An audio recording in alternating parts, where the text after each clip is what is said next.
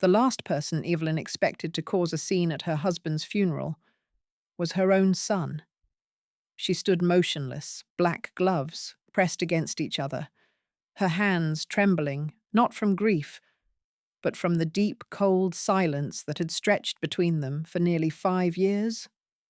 It was February, and the country church sat quietly under a dull sky, its wooden beams groaning faintly with age, as if mourning alongside her.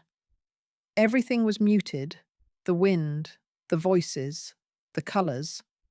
Only the weight in her chest refused to be still. Carlton's casket rested near the altar, simple but solid, like the man had been. Evelyn stood at its side, her gaze drifting past the polished wood toward the distance outside the stained glass window. A flock of birds lifted off the bare trees. She blinked slowly, breathing through the ache. Carlton was gone, and Derek had come back. She felt him before she saw him. No embrace, no whispered condolences, just the quiet scuff of leather shoes on stone as he took a seat at the back alone. Derek wore a dark wool coat and the same expression he always had when he didn't get his way, controlled, unreadable superior. She could feel his eyes on her neck like a cold draught seeping into the collar of her blouse. Madeline, her granddaughter, sat beside her legs, barely touching the floor, fingers quietly folded in her lap. She didn't ask questions, but Evelyn knew the girl was watching everything. The priest's voice faded in and out. Evelyn heard the words, but felt nothing in them. Husband, devotion, legacy, they meant something once. Now they were part of a ritual too late to change anything. After the final prayer, people began to move. Hugs were exchanged, nods, low murmurs. But Evelyn remained still. Derek approached. He waited until the last mourner had stepped outside, then leaned in his voice barely above a whisper. "We both know he promised me the South parcel. I'll be taking it now." Evelyn turned to him, her voice quiet, but unwavering. "Everything was left to me, Derek. Your father made that clear." There was a pause, a silence so sharp it cut between them. Then came the sound. A swift crack, not loud, but final. His hand had moved before she could see it. Her head tilted slightly with the force, and for a moment no one breathed. Even Madeline froze, lips parted, eyes wide. Evelyn did not flinch. She slowly brought her gaze back to her son, staring at him as if seeing him for the first time. The sting on her cheek was real, but what hurt more was the confirmation this was not about grief, not even about land. It was about power, about erasing her. People had turned but said nothing. The funeral was no longer a place for mourning.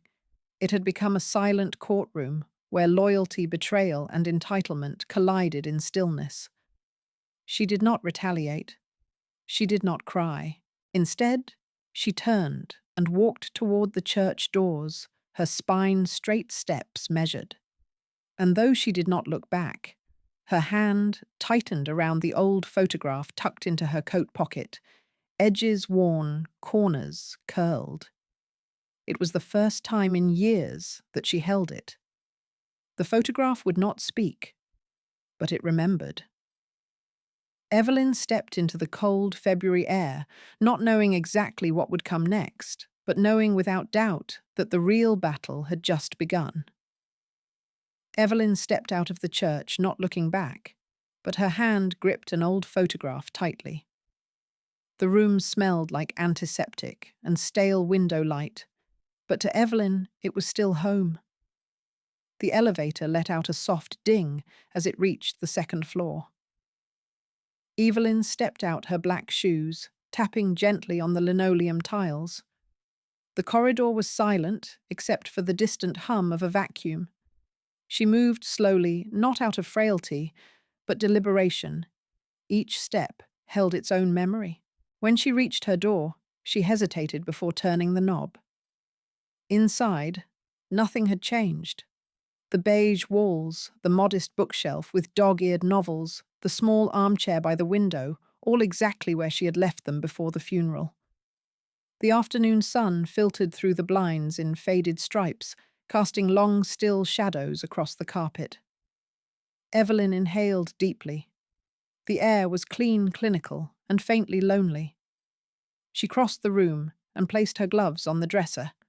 Her eyes landed on the photograph resting on the small table by the window. It was old, taken decades ago, Carlton and Evelyn, standing proudly in front of the ranch, arms linked, smiles bright. Dust clung to the glass. She picked it up carefully and ran a cloth over the surface. As she turned the frame over to clean the back, something shifted, a folded slip of paper yellowed with age, tucked between the backing and the cardboard. Her breath caught as she slid it free. In Carlton's unmistakable scrawl, it read, "Deed, in drawer 3, only if needed." She sat down slowly, the note trembling in her hands. Memory stirred. It was 2009. Carlton had just finalized the land division after a lengthy legal process. He'd told her he was keeping things simple, one copy for the records, one for himself, and one for her. Then, quietly, he'd handed her the original, just in case he'd said. She'd tucked it away and never thought of it again. Until now. There was a knock on the open door. Evelyn came a warm voice. It was Joy Silver Curl's bright cardigan and the ever-present scent of lavender.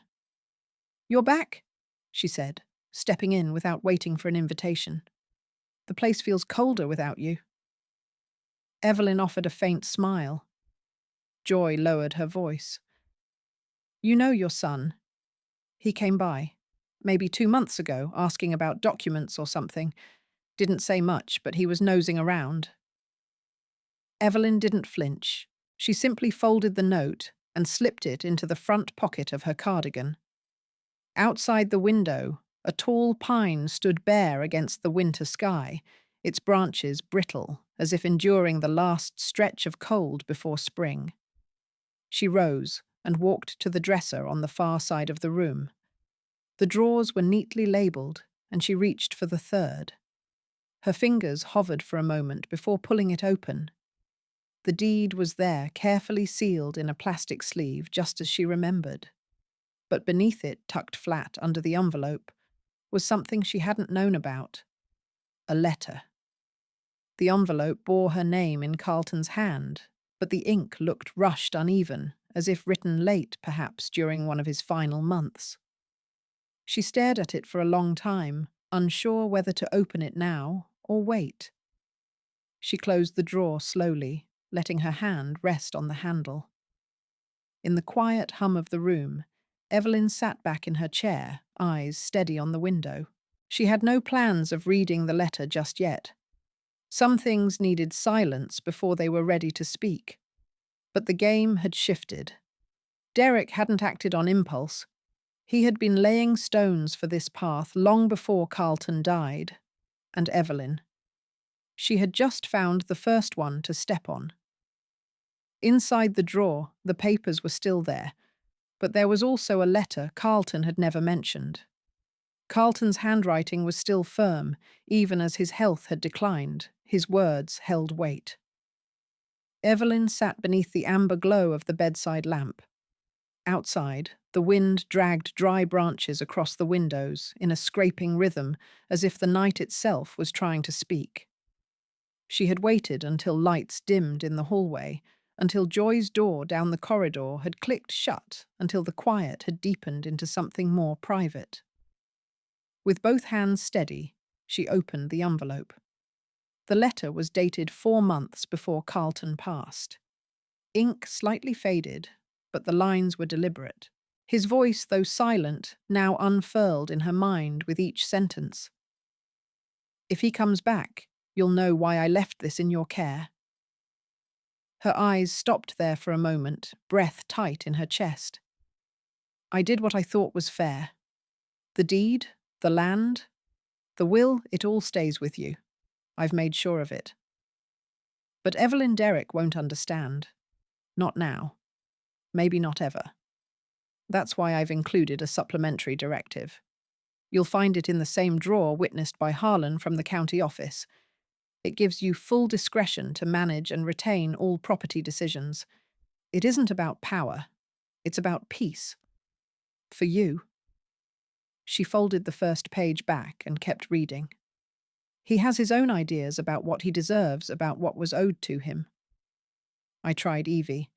I tried to show him the value of patience, of working the land, of honoring legacy. But you saw it too. How he looked at us. How he looked at you. Like you were the obstacle. The words pressed like gravel against old wounds. She remembered.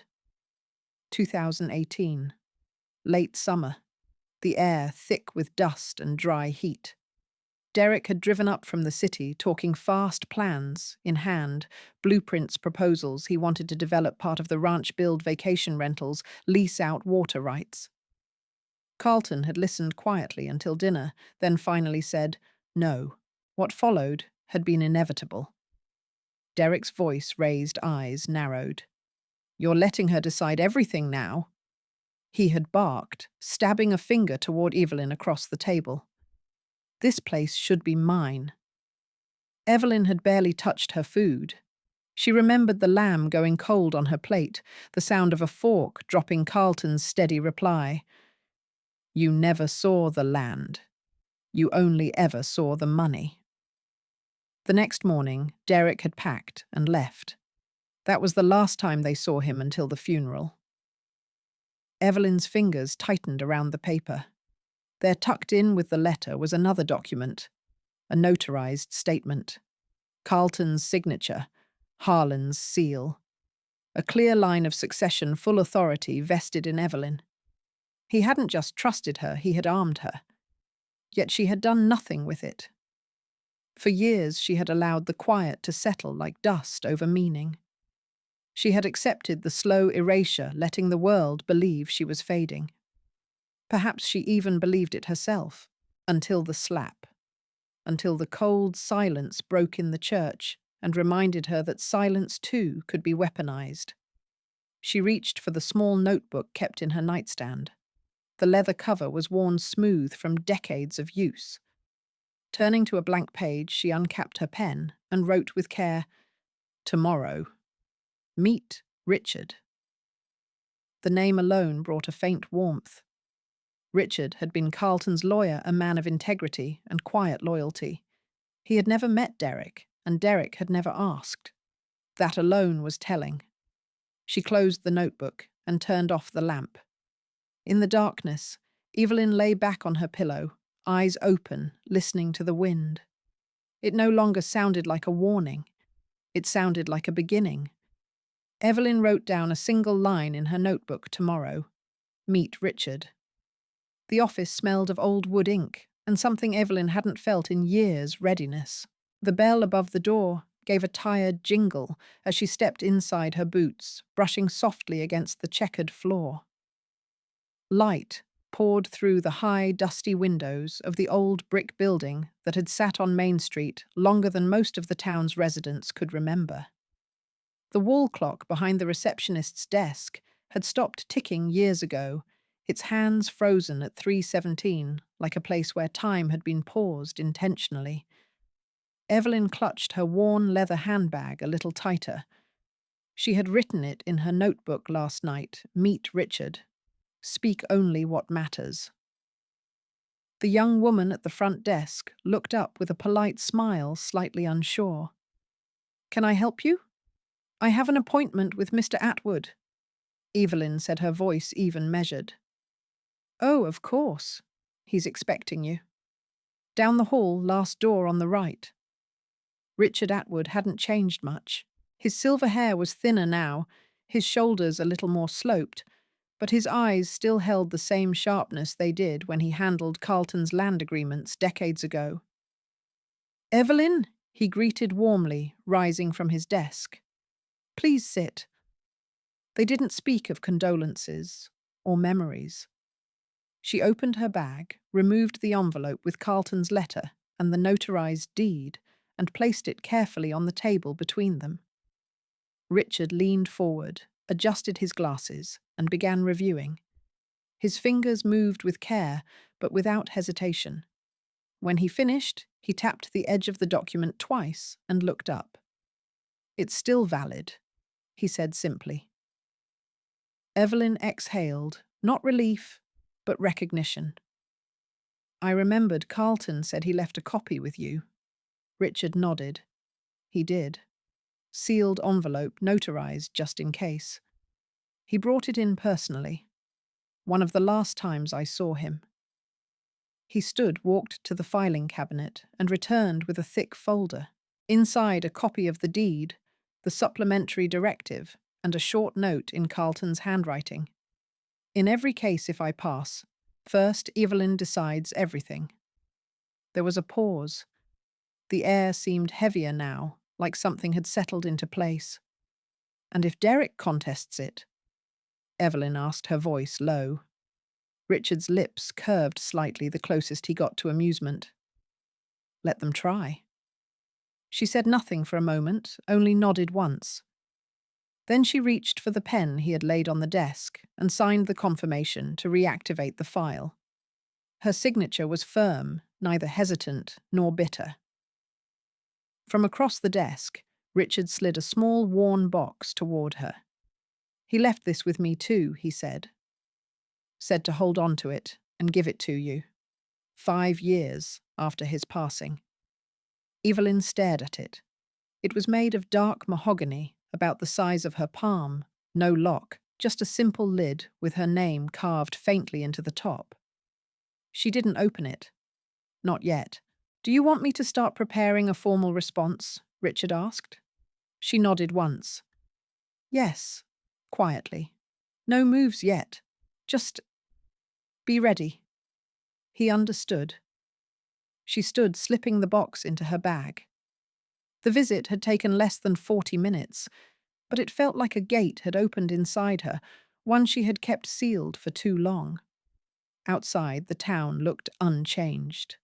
Cars passed slowly, an old man sat on a bench feeding birds, and children's laughter echoed from somewhere behind the bakery. But Evelyn didn't walk with the same steps as before.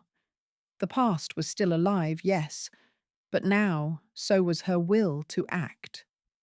Richard handed her a small box. "Carlton left this too, told me to wait 5 years before giving it to you." The office smelled of old wood ink, and something Evelyn hadn't felt in years: readiness. The bell above the door gave a tired jingle as she stepped inside her boots, brushing softly against the checkered floor. Light poured through the high, dusty windows of the old brick building that had sat on Main Street longer than most of the town's residents could remember. The wall clock behind the receptionist's desk had stopped ticking years ago, its hands frozen at 3:17, like a place where time had been paused intentionally. Evelyn clutched her worn leather handbag a little tighter. She had written it in her notebook last night: "Meet Richard. Speak only what matters." The young woman at the front desk looked up with a polite smile, slightly unsure. "Can I help you?" "I have an appointment with Mr. Atwood," Evelyn said, her voice even measured. "Oh, of course. He's expecting you." "Down the hall, last door on the right." Richard Atwood hadn't changed much. His silver hair was thinner now, his shoulders a little more sloped, but his eyes still held the same sharpness they did when he handled Carlton's land agreements decades ago. "Evelyn," he greeted warmly, rising from his desk. "Please sit." They didn't speak of condolences or memories. She opened her bag, removed the envelope with Carlton's letter and the notarized deed, and placed it carefully on the table between them. Richard leaned forward, adjusted his glasses, and began reviewing. His fingers moved with care, but without hesitation. When he finished, he tapped the edge of the document twice and looked up. "It's still valid," he said simply. Evelyn exhaled, not relief, but recognition. "I remembered Carlton said he left a copy with you." Richard nodded. He did. Sealed envelope, notarized just in case. He brought it in personally. One of the last times I saw him. He stood, walked to the filing cabinet, and returned with a thick folder. Inside a copy of the deed, the supplementary directive, and a short note in Carlton's handwriting. In every case if I pass, first Evelyn decides everything. There was a pause. The air seemed heavier now, like something had settled into place. And if Derek contests it? Evelyn asked, her voice low. Richard's lips curved slightly the closest he got to amusement. Let them try. She said nothing for a moment, only nodded once. Then she reached for the pen he had laid on the desk and signed the confirmation to reactivate the file. Her signature was firm, neither hesitant nor bitter. From across the desk, Richard slid a small worn box toward her. He left this with me too, he said. Said to hold on to it and give it to you. 5 years after his passing. Evelyn stared at it. It was made of dark mahogany, about the size of her palm, no lock, just a simple lid with her name carved faintly into the top. She didn't open it. Not yet. Do you want me to start preparing a formal response? Richard asked. She nodded once. Yes, quietly. No moves yet. Just be ready. He understood. She stood slipping the box into her bag. The visit had taken less than 40 minutes, but it felt like a gate had opened inside her, one she had kept sealed for too long. Outside, the town looked unchanged. Cars passed slowly. An old man sat on a bench feeding birds, and children's laughter echoed from somewhere behind the bakery. But Evelyn didn't walk with the same steps as before. The past was still alive, yes, but now so was her will to act.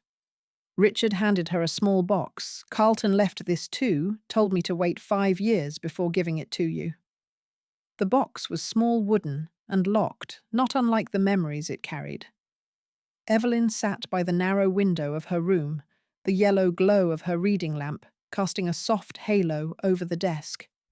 Outside, the wind whistled through bare branches, brushing against the glass like fingers seeking entrance. Her hands trembled slightly, not from fear, but from the heaviness of what she was about to revisit. Richard's words still echoed in her mind. 5 years. He was waiting for something to surface. She had found the key taped under the drawer. Carlton's old habit, always hiding things in places no one would think to look. The lock clicked open with a soft snap, and for a moment she hesitated before lifting the lid. Inside lay 3 items, a folded yellowed map, a cassette tape labelled in Carlton's careful handwriting, and a small leather-bound notebook cracked at the spine. She reached for the map first. It was a detailed sketch of their ranch, every acre inked with precision. Several plots were marked with red X's, and at the bottom, Carlton had written in block letters, "Never for sale." She stared at the note for a long moment. Those marked plots were the ones Derek had always eyed. He had once called them underutilized, but Carlton had refused to discuss it. Now she saw why. She picked up the notebook next. The pages were dated neatly arranged. In each entry, Carlton had logged Derek's unannounced visits, his secret meetings with property agents, and overheard phone calls when he thought no one was listening. One entry caught her eye June 3rd. D met with Reynolds again. Same proposition. I didn't confront him. Just watched. E must never be blindsided.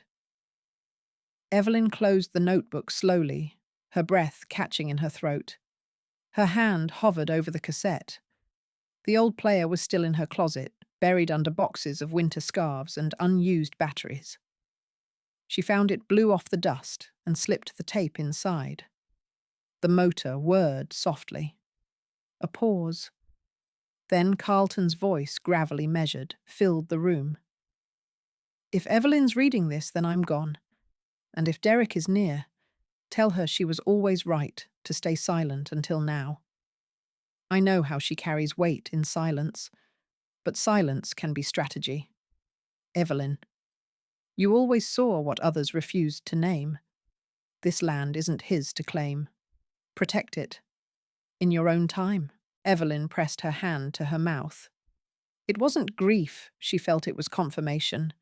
Of her intuition. Of her worth. Of the quiet strength Carlton had always trusted, even if he rarely said it aloud. She sat in the stillness that followed, staring out into the darkness. Her fingers traced the worn edge of the map again, before folding it and placing it back inside the drawer. Then the notebook. Then the cassette. As she closed the drawer, there was a knock on the door. A nurse handed her a sealed envelope. This just arrived. From your son. Evelyn took it wordlessly, her gaze lingering on the return address, Derek's handwriting neat but sharp. Evelyn placed the notebook and map back in the drawer, just as a new letter from Derek arrived at the facility.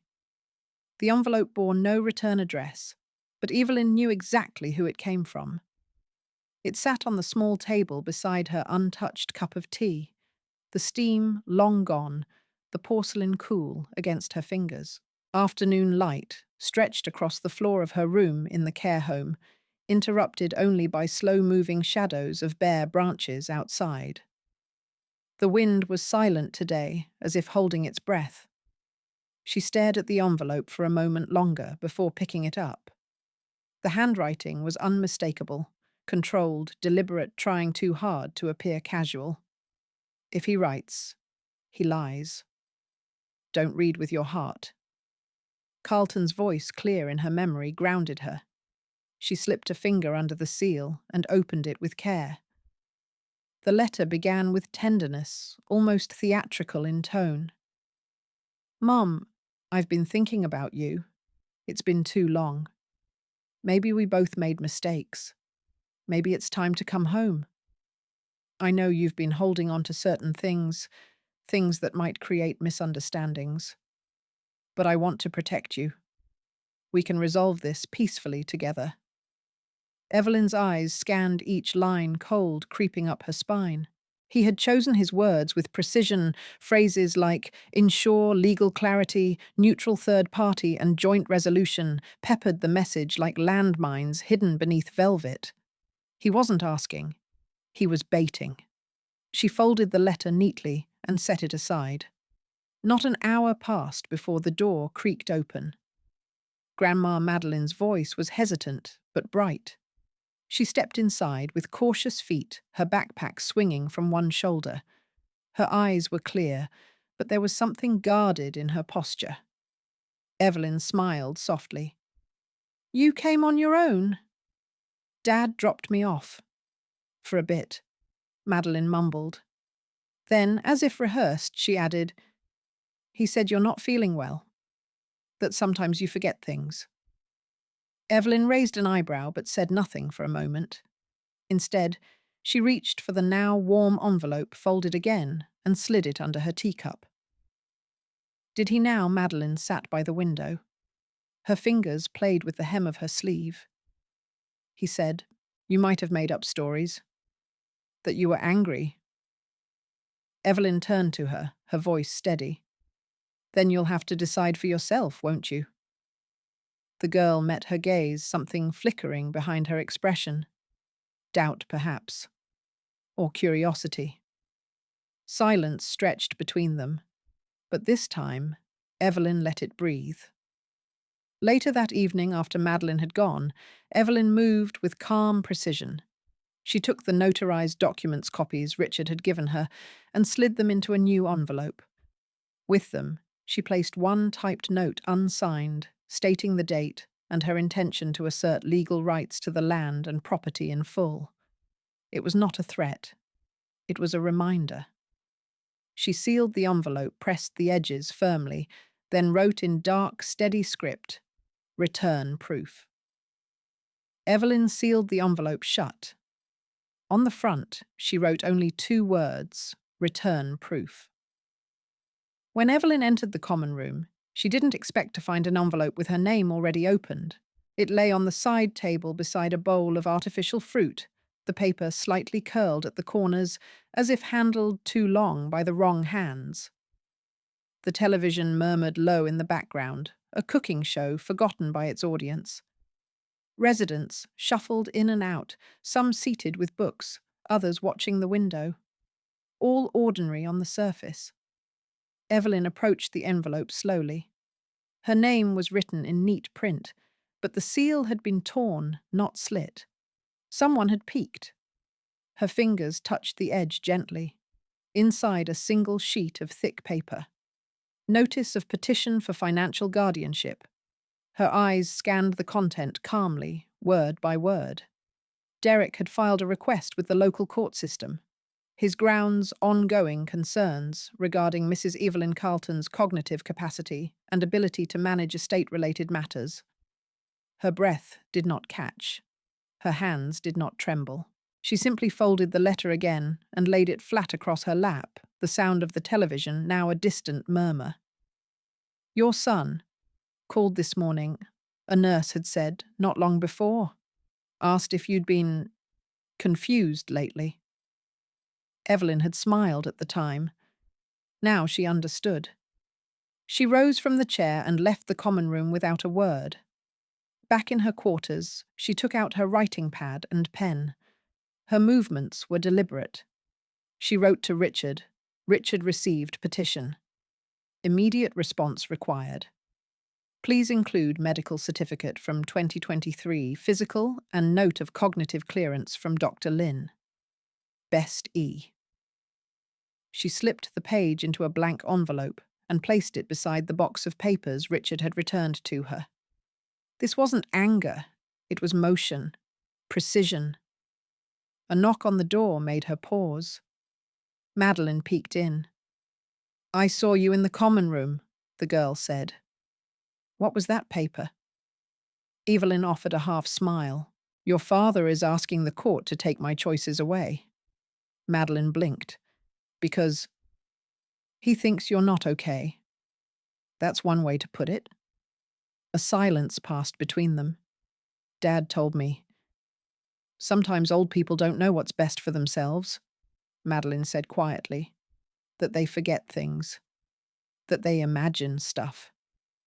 Evelyn sat forward, her hands resting calmly on her knees. Sometimes, she said, people say those things because they don't want to hear the truth from someone older than them. The girl didn't respond. But she didn't look away either. Later that afternoon, Evelyn walked back to her room after tea, the legal envelope now tucked into her drawer. She paused just inside the door. Something was off. The air smelled faintly of lavender, as always. But the small, worn notebook she kept tucked beside her reading chair was no longer closed. Its pages were fanned out, splayed awkwardly, one page bent back on itself. A pen lay askew beside it. Someone had opened it. Evelyn stepped forward, closed the book, and held it for a moment in her hands. When she returned to her room, Evelyn found her notebook spread open. Someone had been inside her world. Not all voices from the past were gone, some just moved next door. Evelyn sat on a stone bench beneath the old apple tree in the rear garden of the nursing home, the brittle air of late winter curling around her collar.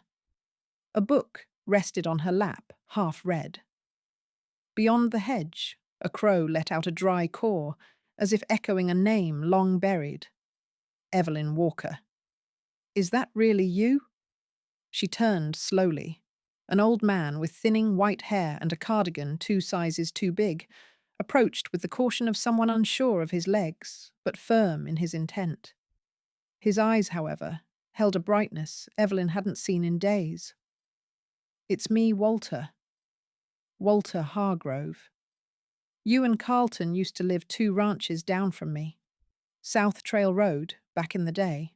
Evelyn blinked, memories brushing the edges of her mind. Then it clicked. "You had the green pickup," she said, lips parting slightly. Walter grinned. "Still do. Doesn't run, but I keep it for the stories." They sat, the silence between them, comfortable, like an old coat pulled from the attic. Walter's mind was loose on new things. But when he spoke of the past, his voice sharpened. "I remember your boy," he said after a while. "Derek wasn't. It always had that twitchy energy. Came around your place a few times when Carlton was in the hospital. Brought some man in a suit once, realtor, I think." Evelyn's spine straightened. "You saw that from my porch. Didn't think much of it back then. But Carlton came by, later said if anything ever got strange, he'd sent letters out. Copies. Just in case." Walter paused, patting his vest pocket. "I still got mine. Somewhere." Evelyn hesitated. "Would you be willing to let me see it?" Walter turned to her thoughtful. "Only if you really need it. Not for memory's sake, but for the truth." She nodded, eyes meeting his. "I might." They parted with a quiet understanding, no promises spoken aloud. On the way back to the building, Evelyn walked alongside Joy, who had been watching from the path nearby. "I saw you talking to Walter." Joy said, her voice low. "He forgets a lot, but not the important things."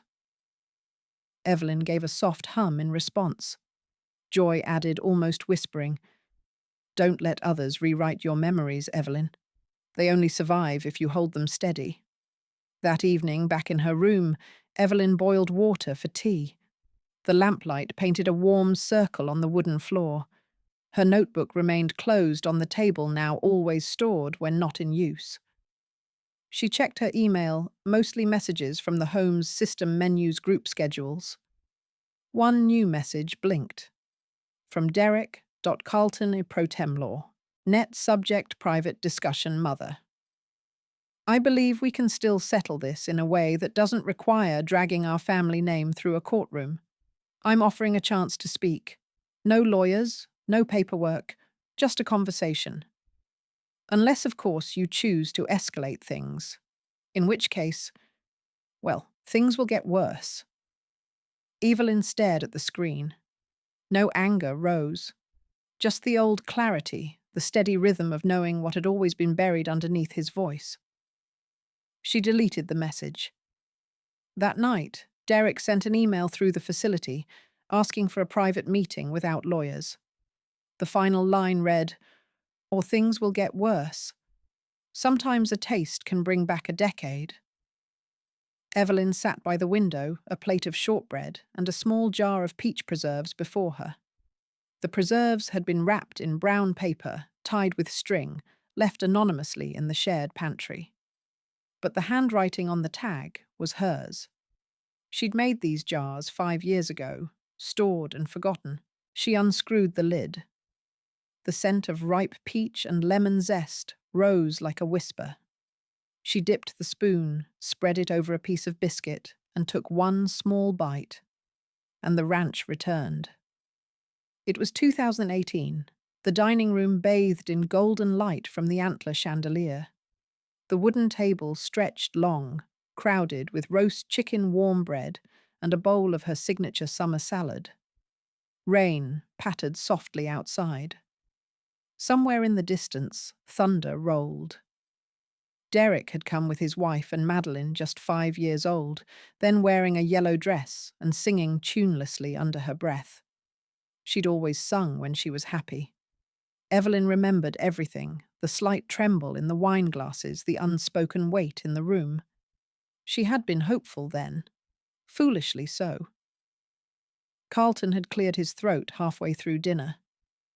"I've been reviewing the land rights," he said, placing his fork down, "thinking it might be best to consolidate ownership under one name, make it simpler for when the time comes."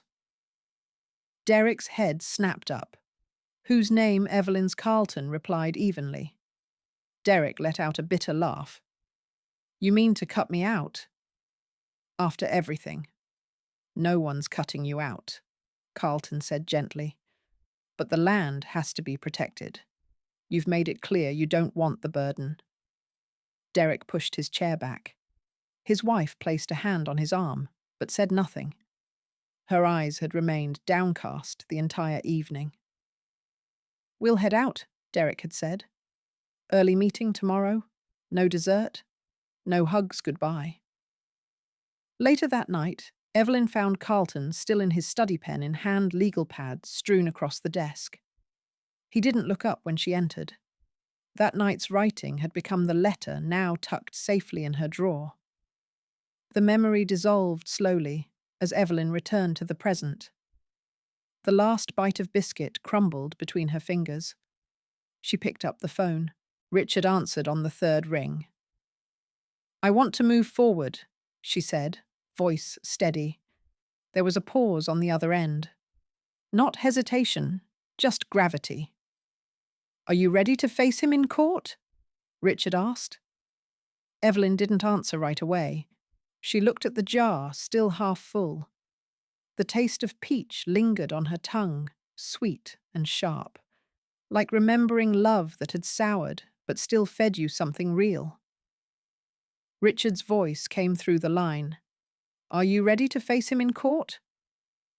The envelope lay flat on the side table, its contents already opened. Evelyn didn't rush to read it again. She simply let the morning light fall across the page.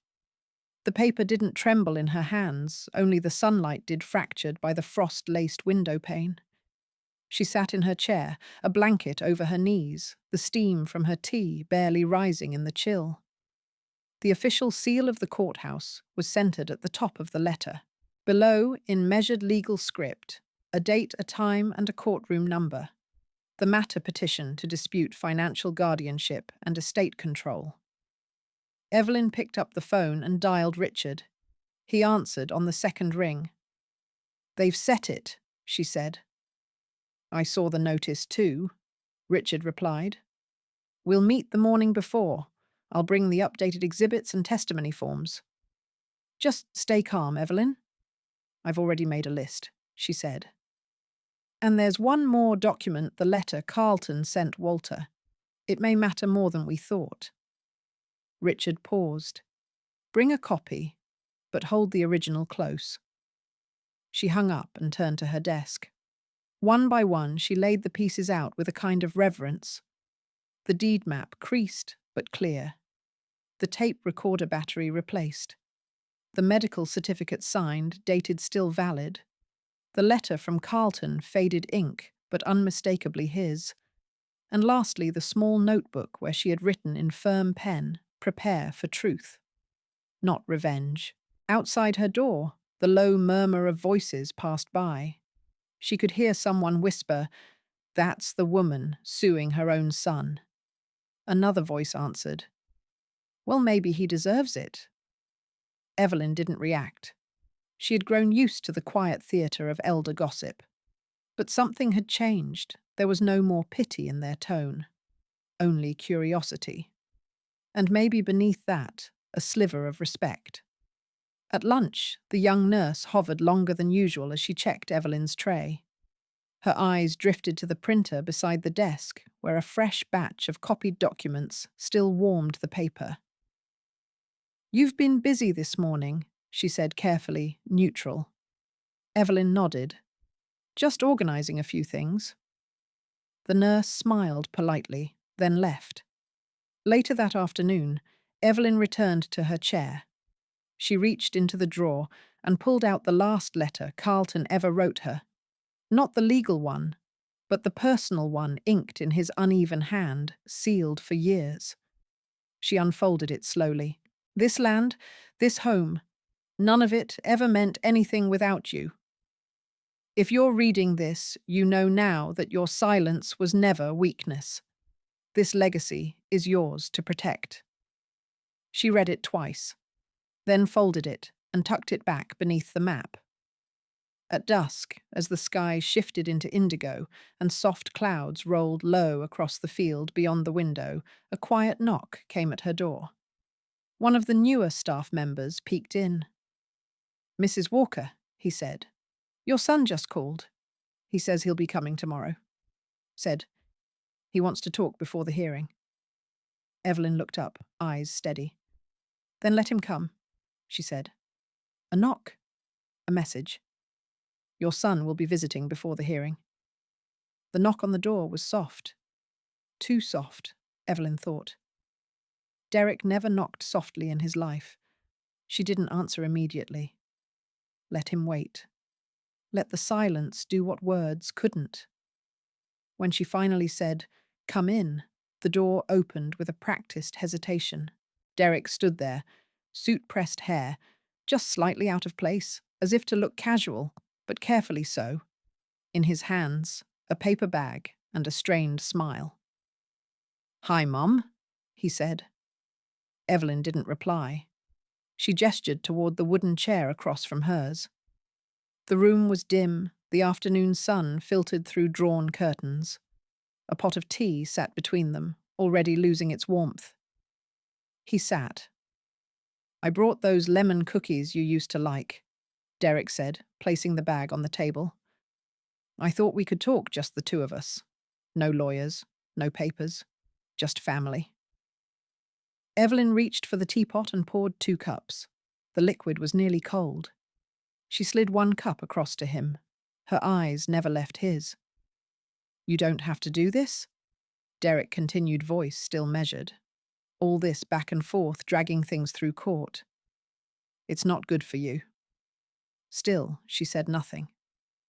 "I'm trying to be reasonable," he went on. "I came here to offer peace.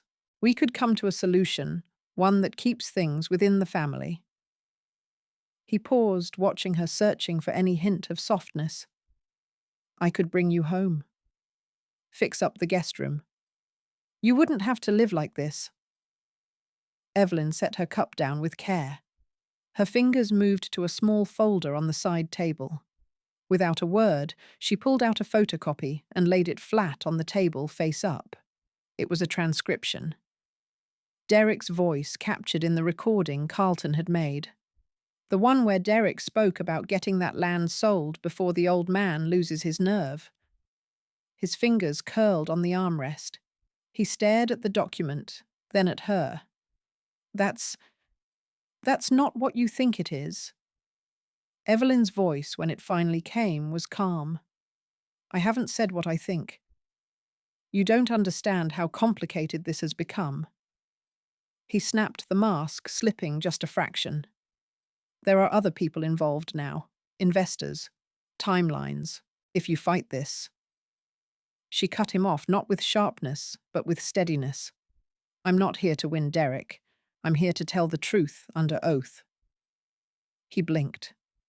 For a moment, he looked like the boy he used to be, caught red-handed, unprepared for a mother who didn't flinch. He stood up too quickly. "Fine," he muttered, adjusting his collar. "Do what you want. Just remember, you opened this door." He turned, reaching for the handle. "Derek," she said. He stopped, his back to her. "You left once before." Without looking back. He didn't answer. The door clicked behind him as he walked out.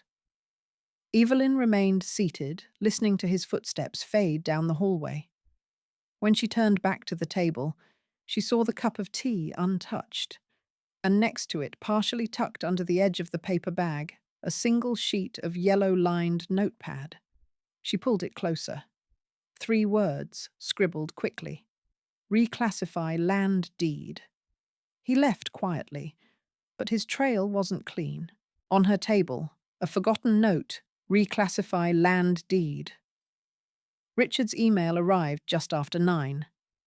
Subject line, "Witnesses confirmed." Evelyn sat in the reading room, tucked into her usual corner beneath the lamp, whose yellow light stretched her shadow across the floor. Outside the window, the halls of the nursing home were still. No voices. Just the soft hum of the ceiling fan overhead and the slow turning of pages from someone half asleep across the room. She opened the email. 3 names. Walter Bennett, former neighbor, retired postman. Karen Lee, retired bank employee. And last, Jenna Whitmore. Evelyn blinked. She hadn't said Jenna's name aloud in 5 years. Before she could fully absorb it, a new message popped up from Richard. "She's agreed to speak." "Zoom call in 5, Evelyn replied. "Ready." She wheeled herself back to her room, slipped on her headphones and clicked the link. The screen lit up. Jenna appeared older, sharper, thinner than Evelyn remembered.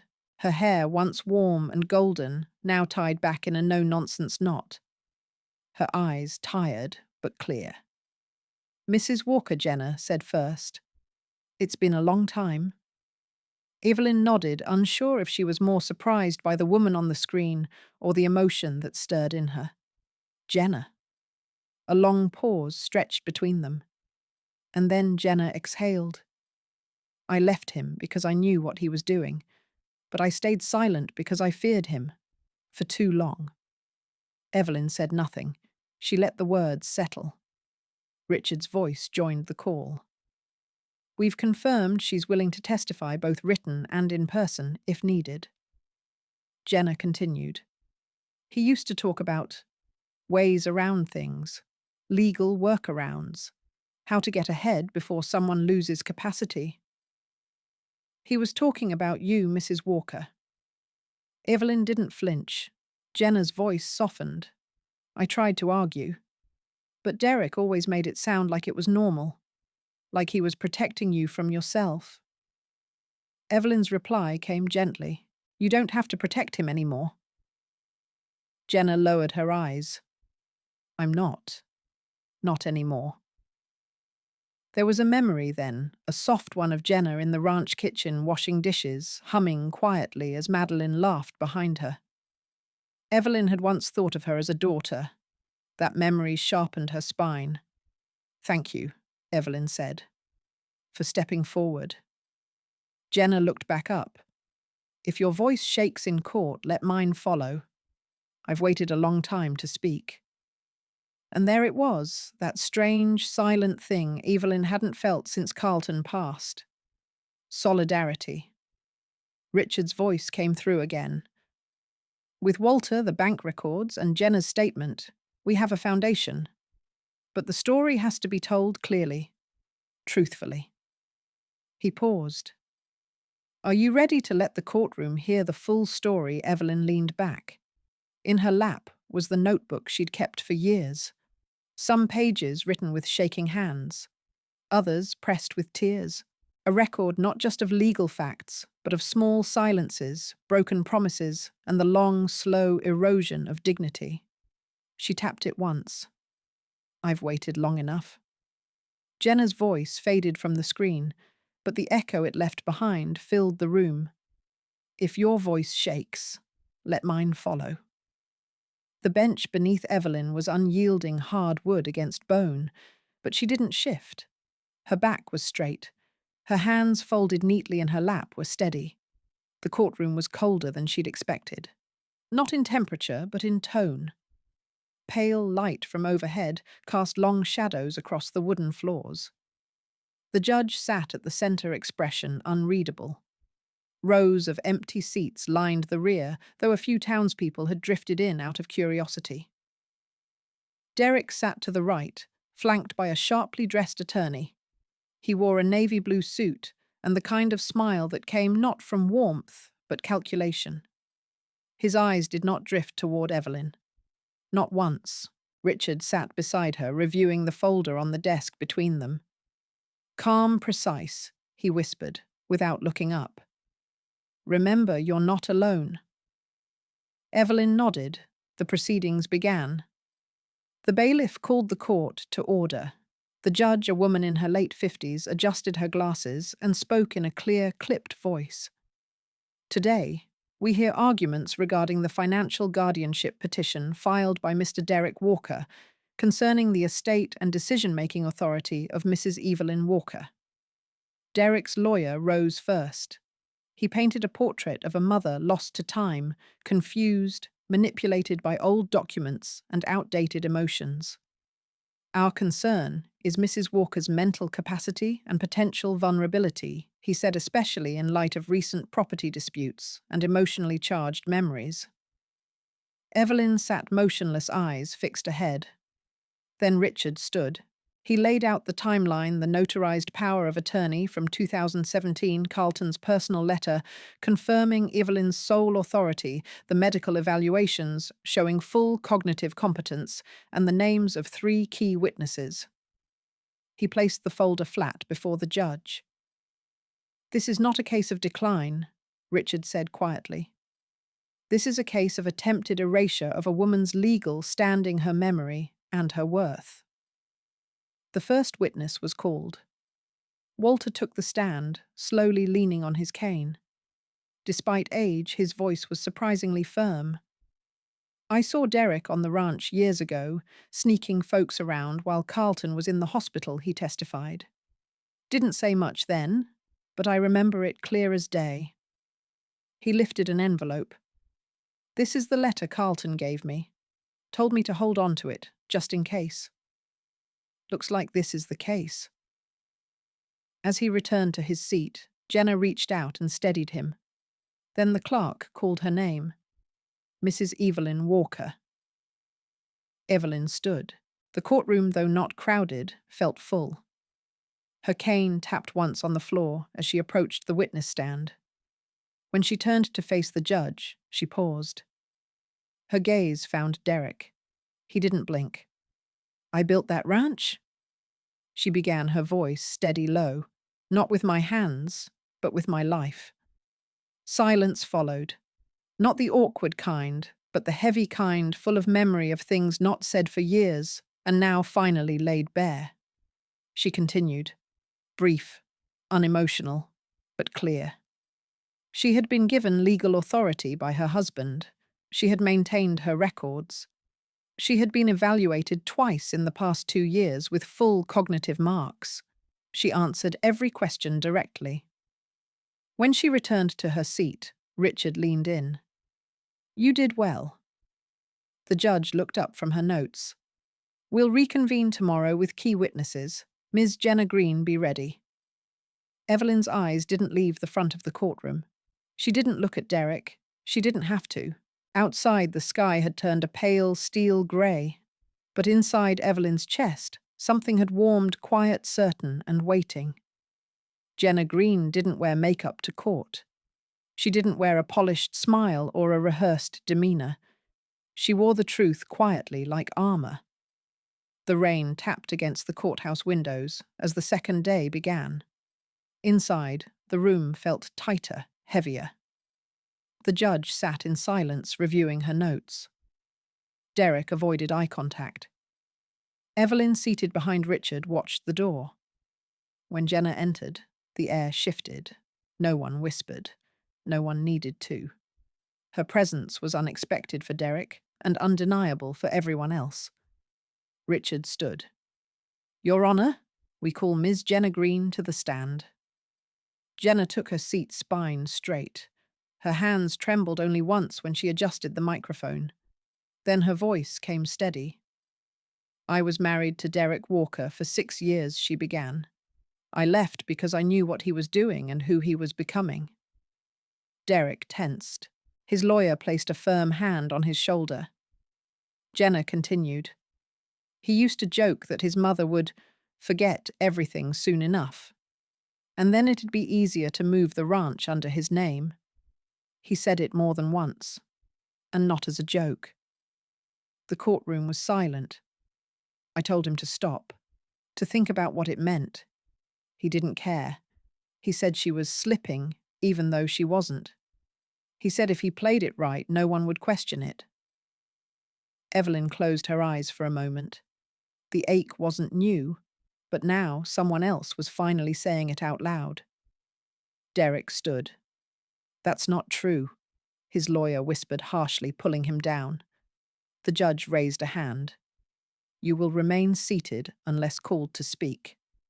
Jenna's hands clasped in her lap. I stayed silent because I feared him. He wasn't violent, but he made silence feel safer than resistance. She turned to look at Evelyn. "I'm here now because she never got to be heard. She raised him, loved him, and he decided that wasn't enough." Richard approached the bench, speaking with gravity. "This is not about memory. It's about manipulation. Ms. Walker is not here because she's confused. She's here because she's been erased." Evelyn didn't need to speak. Everything she'd been repeating inside her head for 5 years had now been carried by another voice. The judge nodded once. Jenna looked straight ahead. She was never confused. He just needed her to be. That silence again, full-weighted, undeniable. The judge closed her folder. Her voice was calm. I will render my decision within the week. As the gavel fell lightly against the wood, Evelyn exhaled. It wasn't over, but for the first time it wasn't just her. Outside, the rain had stopped, but the clouds hadn't cleared. Not yet. The front door creaked open with the same sound it had always made. Helen stepped into the house, her steps measured, deliberate. The air inside was stale, touched by time dust and absence. She didn't need to turn on a light. Morning sun filtered through the windows, lighting the floating particles in golden shafts. In the living room, she paused. The armchair was still there, old, sturdy, slightly frayed. Gregory's chair. He used to sit in it every evening, book in hand, radio low. Now it sat empty, but peaceful. Helen walked to it, not to sit, just to stand before it. Her fingers grazed the armrest. She didn't cry. Instead, she whispered, "It's done." After the hearing, she had walked past the reporters, the murmurs, the waiting microphones. She hadn't spoken, just asked Claire to take her home. Home. Even if it had stopped feeling like one for a while. The hallway smelled of old cedar and forgotten letters. In the study, a box lay toppled over. She knelt, picking up pages one by one, some bills, some scribbles. Then a letter in Gregory's handwriting. If you're reading this, Helen, I'm probably not around anymore. I hope one day you find peace, even if it's not with me. She folded it carefully. Not forgiveness, not regret, just a final truth. A knock at the back door. Claire stepped in first, carrying a small bag and a broom. "Didn't want you to clean it alone," she said. Helen nodded, wordless. Then Emma darted in behind her, out of breath, holding something close to her chest. "Grandma, you forgot this." She opened her hands, a wool scarf, faded but warm. "Helen's?" They brewed tea in the old kitchen. No one said much. The kettle whistled like it used to. The wooden table still wobbled on one leg. "Will you stay here now?" Emma asked, feet swinging from the chair. Helen looked out the window. "We'll see." In the attic, Claire found a wooden box labelled seeds, first year, heirloom seeds, tomatoes, squash, sunflower. From when the ranch first began. They carried the box out into the sunlight. Helen took one seed, a sunflower, and knelt beside the old tree out back. Next to it, under a weathered canopy, stood another chair. Gregory had loved that spot. She dug a small hole with her fingers, placed the seed inside and covered it gently. Not a ritual, just something living. As she brushed the dirt from her hands, the phone rang inside. Claire answered. She stepped out holding the receiver, her voice low. "It's the courthouse. The judgment is in." Helen looked at the ground one more time, then stood up. Whatever the answer was, she had already returned. In the wind, the scarf danced soft, like a flag raised in silence. The envelope lay on the kitchen table unopened. It wasn't large, standard courthouse white, but it felt heavier than it should have. Beside it, a cup of black tea sat untouched, steam long gone. The toast buttered, waited quietly. Helen sat before it, all hands folded in her lap. The sun filtered through the window, catching the edge of the envelope. Outside, birds chirped, and somewhere in the house a clock ticked. She didn't reach for the letter. Not yet. The phone rang. She stood slowly, lifting the receiver with calm fingers. "Richard?" she asked, her voice even. "Yes, it's official." She closed her eyes. "The court ruled in your favor. Every document you submitted was accepted. Derek's claims were dismissed. The deed is yours, Helen, fully protected, Irrevocable. A pause. Thank you, she said, soft. He hesitated. Are you okay? I'm settled. They didn't speak more. They didn't need to. After hanging up, Helen remained still for a moment. Then she walked outside, letting the screen door creak behind her. The earth was damp underfoot. Spring had truly arrived. By the old chair beneath the tree, the soil she'd turned yesterday was shifting. A tiny green shoot had emerged. She crouched slowly, knees cracking just a bit, and placed her hand over the earth. Not to press it down, just to be close. Behind her, she heard footsteps. Emma's voice calling Grandma. I brought the groceries. Helen didn't turn. Instead, she whispered, You were wrong, Derek. I was never alone. And she meant it. The wind moved gently through the grass. The sun climbed higher, warming the porch, the field, and the fragile new leaf reaching upward. Her hand stayed over the soil, steady-rooted, while the light rose behind her. He thought she would be broken by the silence forgotten in a care home, too weary to fight. But in the end, it wasn't anger that won the case. It was truth memory and the quiet force of a woman who remembered everything. Justice may arrive late, but it resonates like the final chord of a long-forgotten melody. Sometimes all it takes is the courage to stand firm when the world expects you to surrender. If you enjoyed this story, don't forget to like, share, subscribe, and comment your thoughts below. Type 1 if you resonate with this story.